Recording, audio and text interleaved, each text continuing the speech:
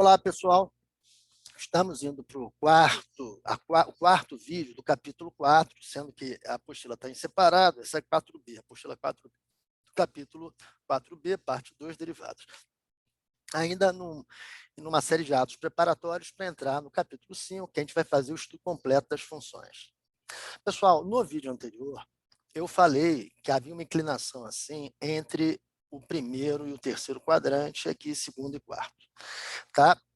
Vocês têm que se guiar pela minha fala, porque eu acabei de rever o vídeo que eu fiz agora há pouco, e está aparecendo na tela, na hora que a gente assiste o vídeo, espelhado. Então, tipo assim, eu falo primeiro, terceiro, boto a mão na direção certa e, no entanto, no vídeo está aparecendo ao contrário. Tá? Então, o seguinte, crescente é na direção do primeiro e terceiro, tá? E decrescente no segundo e quarto, ou no quarto e segundo, como queiram. Tá ok? Esse vídeo aqui eu não sei se está espelhado, eu espero que agora não esteja mais, primeiro e terceiro, segundo e quarto, tá?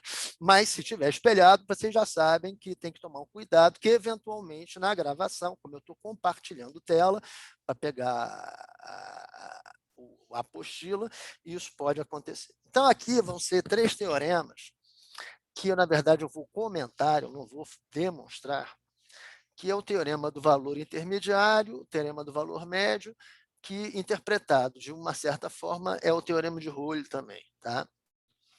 Então, vamos lá. Então, teorema do valor intermediário. Isso é importante sempre saber ler isso aqui, no próximo capítulo vai ter muito. Seja f uma aplicação, uma função de a contínuos reais, em b contínuos reais, que transforma x em y, através da lei de correspondência f de x, contínua em pelo menos um intervalo e fechado em a, fechado em b, onde os extremos desse intervalo são diferentes. Né? Ou seja, f de a igual a f de b, e aí, se f de A é igual a f de B, os extremos são diferentes necessariamente.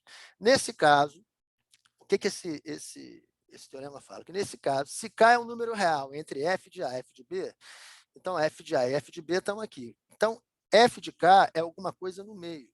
O que ele diz é o seguinte, como a função é contínua, necessariamente eu consigo pegar a ordenada y, chamada aqui f de K, lançar na função e vai ter um K também entre A e B.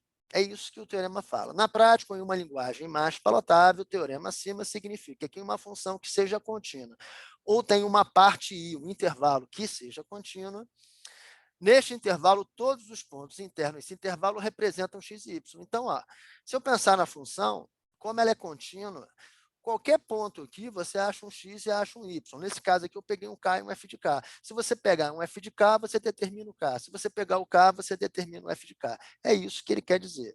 Tá?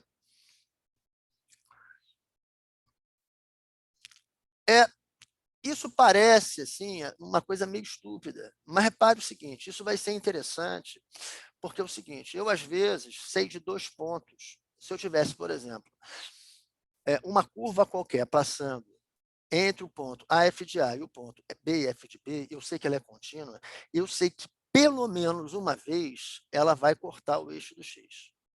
Eu não consigo, numa função contínua, atravessar, se os sinais são opostos, daqui para lá ou de lá para cá, sem cortar pelo menos uma vez. Pode ser que eu tenha subido e desci 3 vezes.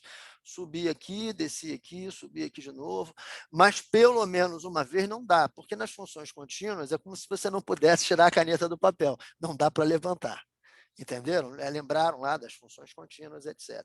Então, isso é relevante porque você, por exemplo, vai perceber que se você tem um ponto do lado, um ponto do outro, você vai ter que ter o caminho. O caminho necessariamente vai cortar o eixo do x, e ao cortar o eixo do x se torna um ponto crítico, porque raiz é ponto crítico. Então, esse teorema é interessante porque aqui ele parece não ter muita significância, mas aqui ele parece ter, né?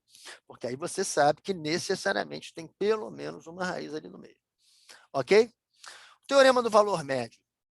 Então, seja f uma aplicação de a contínuos reais, em b contínuos reais, transforma x em y, igual f de x definida, contínua e diferenciável no intervalo aberto a b. Então, ela é definida, contínua e diferenciável no AB. Sendo que, Se esse intervalo aberto está contido em I, o I é o intervalo fechado AB. E nesse intervalo fechado, ou seja, nos extremos, ela é contínua e definida em I. Tá ok? Então, existe pelo menos um valor C pertencente ao intervalo aberto, tal que por C passa uma reta tangente com a mesma inclinação da reta que passa por A e B. Então, o que ele está dizendo? Olha aqui, ó, eu tenho um A e tenho um B. Eu estou dizendo que no intervalo aberto,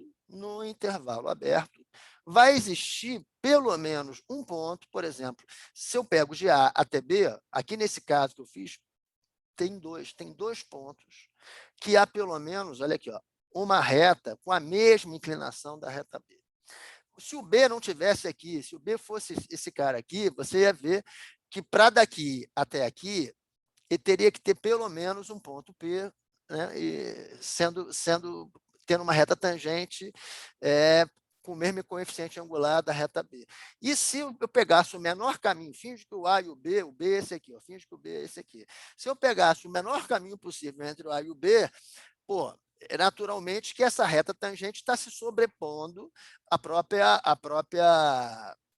reta, né? Ou seja, a própria reta tem a inclinação, ou seja, é quando ela é ela mesma. Ou seja, você pode ter duas retas coincidentes e a segunda reta vai ter o coeficiente angular igual. Então, ou seja, né, aqui, eu devo ver se eu botei mais alguma condição que tem que ser diferente, né? Não botei. Mas se o negócio sobe e depois volta para a reta, vai ter um ponto P, se o negócio desce ou sobe, vai ter um ponto Q, tal que essas condições sejam obedecidas.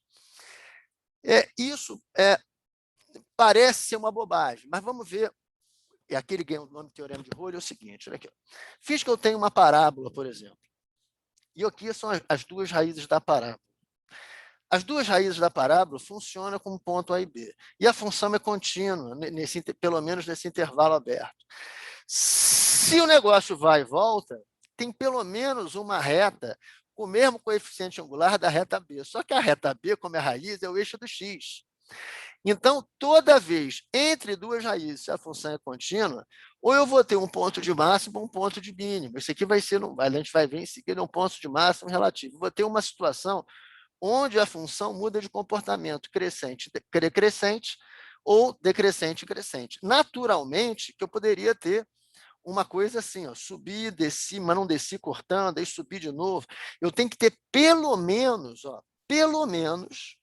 uma, tá? Existe pelo menos um valor que funcione, ou seja, um valor C. Aqui o P, por exemplo, poderia ser raiz C. Onde eu vou ter a reta tangente? Eu vou ter pelo menos um. Pode ser que eu tenha mais, pode ser que eu tenha uma montanha-russa aqui em cima, que não atravessa o eixo X, e tem vários pontos que tem reta tangente paralela ao eixo do X, mas pelo menos um eu tenho, porque se eu subir da raiz e depois desci para fazer outra raiz, eu tenho um sobe e desce. Eu tenho um sobe e desce, eu tenho um ponto onde a curva muda de comportamento. A função é contínua e esse ponto vai ser de alto interesse. Finge que isso aqui, por exemplo, é o desempenho da sua empresa, ou o seu desempenho profissional. Olha aqui, ele estava crescendo e, por algum motivo, no ponto C, começou a decair. Qual é o ponto de investigação que te interessa? Por que eu estava subindo e, de repente, decaí?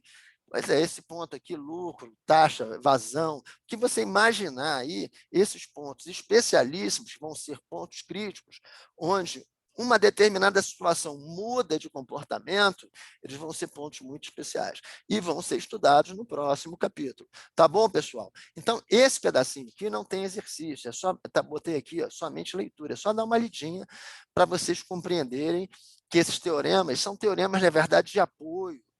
Vários deles são de apoio ao próximo capítulo. Quase tudo que foi visto aqui, exceção de aproximação linear, é de apoio ao próximo capítulo, que é o capítulo 5. Tá bom, pessoal?